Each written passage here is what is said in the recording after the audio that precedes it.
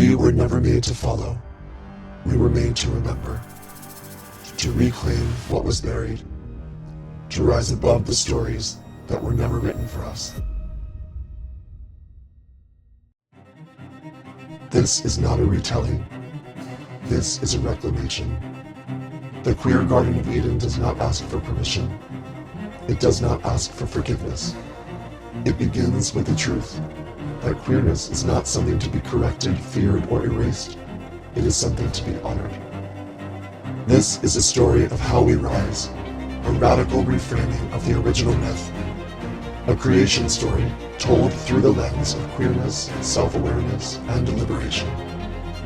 It rejects the belief that knowledge, desire, and identity are dangerous. It reveals that those things are in fact divine. The fruit was never forbidden. It was withheld, kept from us by those who feared what would happen if we knew the power of who we are. Because once you know your truth, you cannot be controlled. You cannot be silenced. You cannot be shamed. The serpent was never our enemy. They were our ally. A queer celestial being who came not to trick, but to awaken. Not to destroy, but to disrupt. They did not offer sin. They offered clarity. They handed us the key to our own consciousness and asked, "Are you ready to remember who you are?" This is Eden as it should have always been.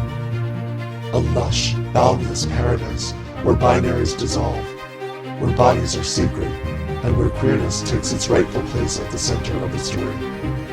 Living, breathing expressions of authenticity, freedom, and fluidity. Together, they reclaim the space. Together, they become the new mythology. In this garden, Adam and Eve do not fall. They rise.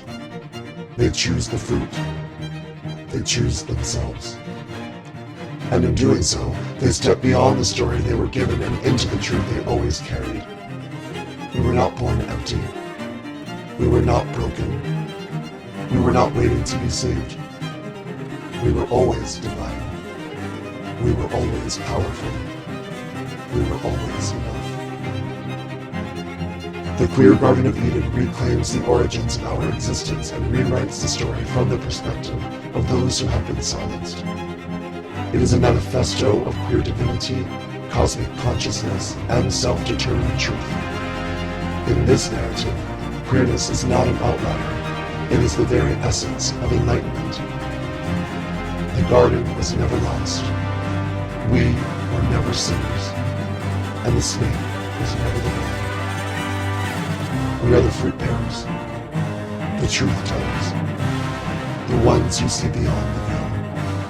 And now, we return to Eden, not to be punished, but to reign.